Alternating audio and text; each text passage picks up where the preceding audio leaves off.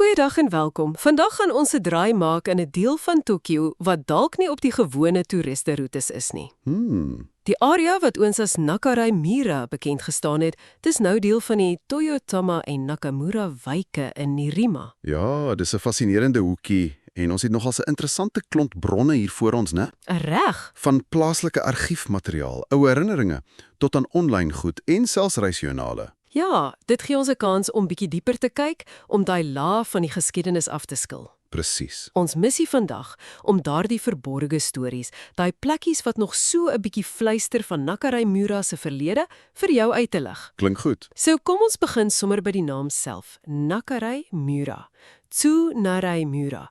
Dit klink na iets soos nuwe blyplek of hoe? Ja, die karakters, né? Naka beteken middel of binne en Arai, wel, dit kan nuwe put of nuut ontginde land beteken.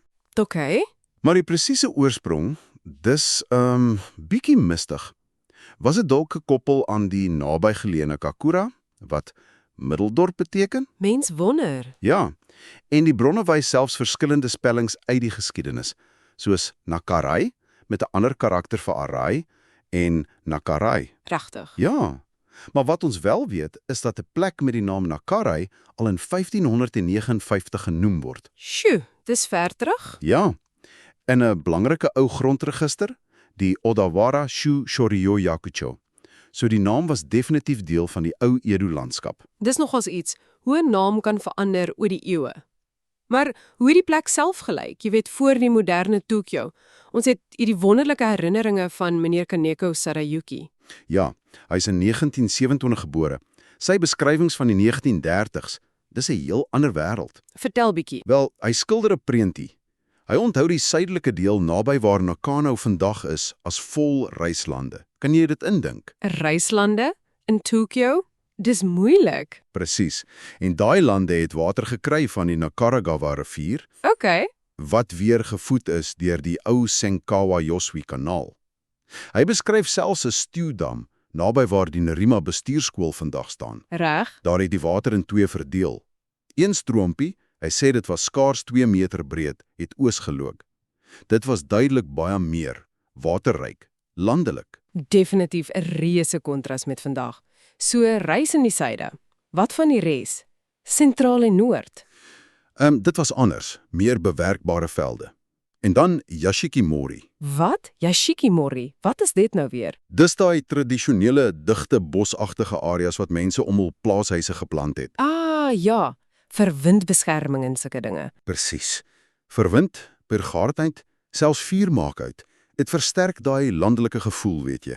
En daar was glo net 'n paar winkeltjies langs die ou Kyoto-pad. Die een wat nou Senkawadori is. Dis hy, ja. Klink nogal idillies, maar ek weet die lewe was nie altyd maklik nie. Hierdie ou plekke het mos dikwels sulke interessante klein buurtname gehad. Kona word dit genoem. Ja, daai Kona. Dis soos klein venstertjies na die verlede. Gee ons 'n voorbeeld. Goed, Honmura byvoorbeeld. Dit was die oorspronklike kern van die dorpie, rondom die Haikawa heiligdom, wat ons later sal bespreek. Okay, die hoofdorp. Presies. Maar die een wat my oog gevang het, is Tokudin. Tokuden, wat beteken dit?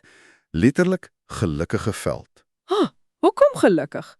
Wel, die storie gaan, volgens die bronne, dat hierdie spesifieke stukkie grond naby die grens met die buurdorp Iguota op een of ander manier belastingvry gespring het. Regtig. Jy kan jou voorstel hoe bly daai boer was.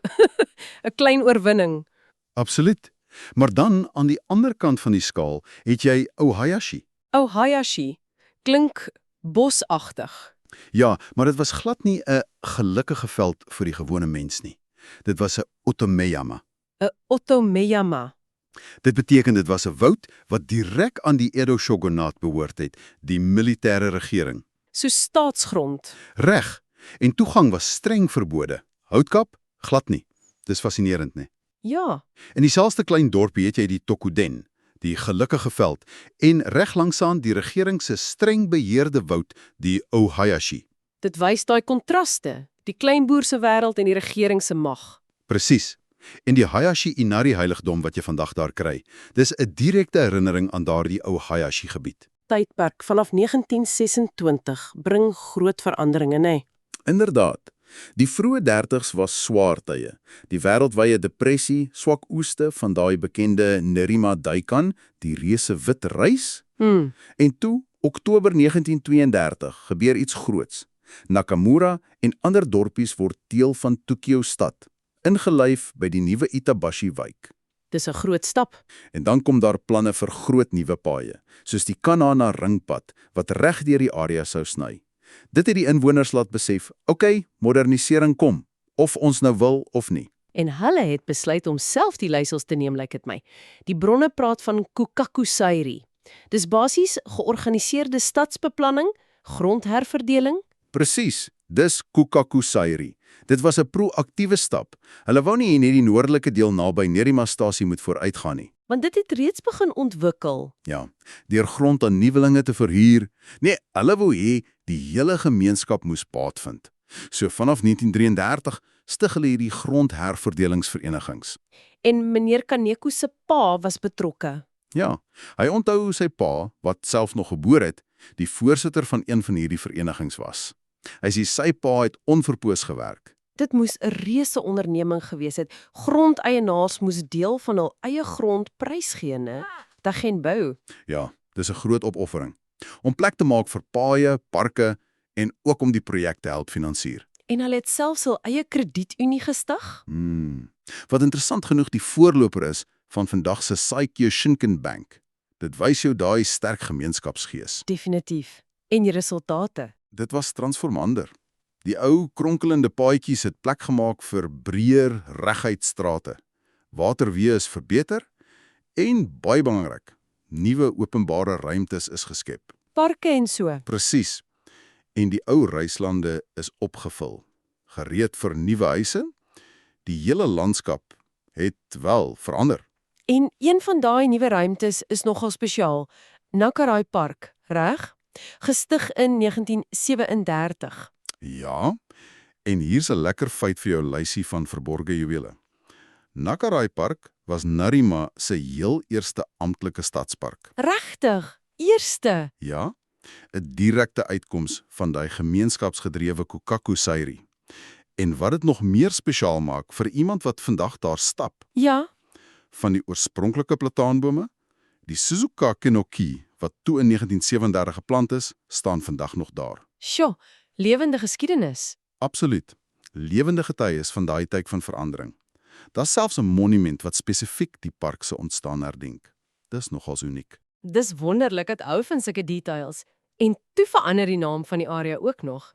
Van Nakarajimura na Nakaraicho en toe Na Toyotama. Blykbaar was Nakaraicho te maklik om te verwar met Araicho in die nabyreine Dage-wijk. praktiese probleem. Ja. So die inwoners het 'n nuwe naam gekies en hulle het dit by die plaaslike Toyotama Laerskool geleen. Die skool se naam? Daai skool self het 'n lang geskiedenis, terug na 1876. En die skool se naam kom weer van twee ou distriksname, Kita-Toyoshima en Higashitama. Slim. Ja, daar's selfs 'n storie oor Gakuden spesifieke reislande wat opgesit is om die skool in sy vroeë jare finansiëel te ondersteun. Die Gakuden Park naby die skool herinner vandag nog daaraan. Fantasties. Goed, so ons het die landskap sien verander. Van reislande na beplande woonbuurt, kom ons delf nou in daardie plekke waar jy vandag nog die ouer gees kan aanvoel. Die Toyotama Hikawa Heiligdom. Dis die hoofeen, né? Die Chinju-sama. Dis reg, die beskermgod van die area. En die stigting daarvan is gekoppel aan 'n nogals dramatiese stukkie samurai geskiedenis. Vertel.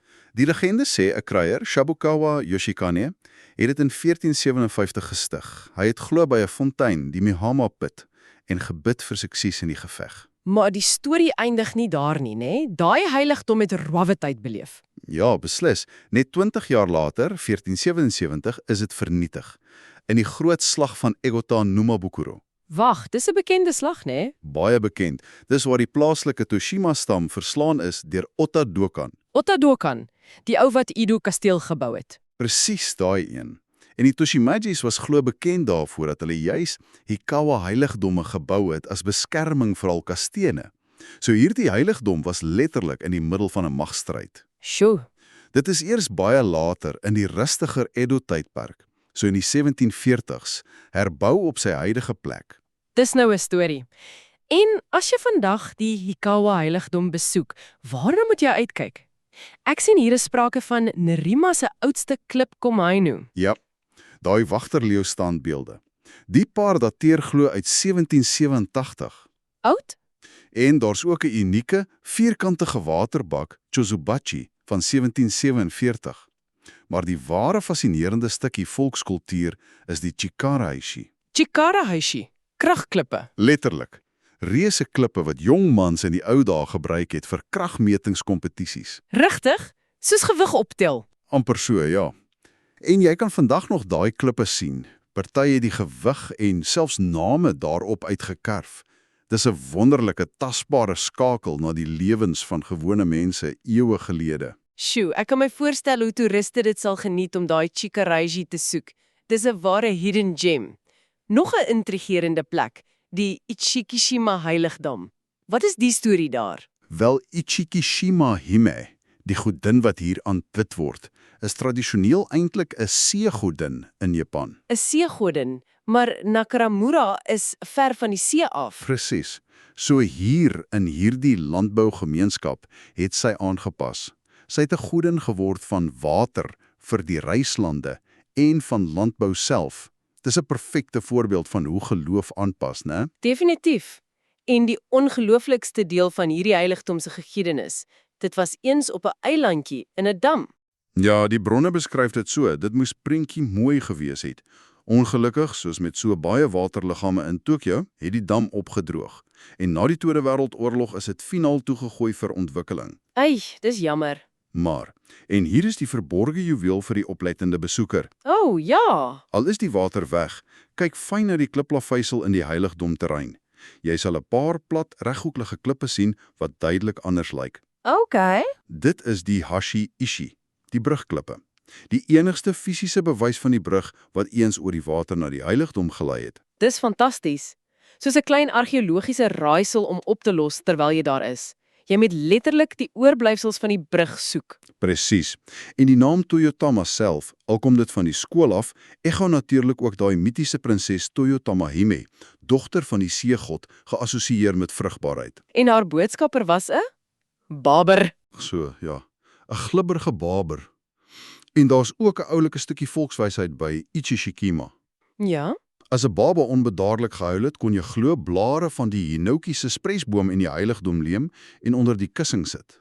En het dit gewerk? Wel, as dit gewerk het, was die tradisie om terug te gaan en sispresade as dankie te strooi. Dit wys hoe intiem die gemeenskap met hierdie plekke geleef het, né? Dis pragtig.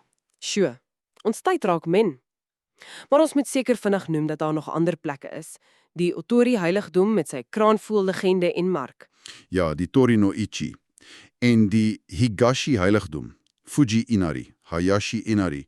En natuurlik die talle Koshinto-klippe en Bato kanon perdebeskermingsbeelde wat eens oral gestaan het.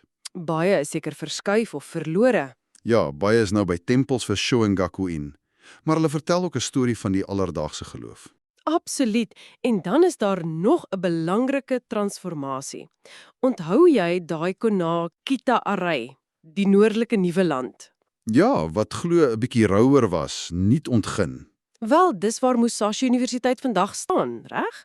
Gestig as 'n hoërskool in 1922 deur Nezu Keiichiro Sr. Presies. En sy visie was nogals merkwaardig vir daai tyd, om oosterse en westerse kulture te verenig.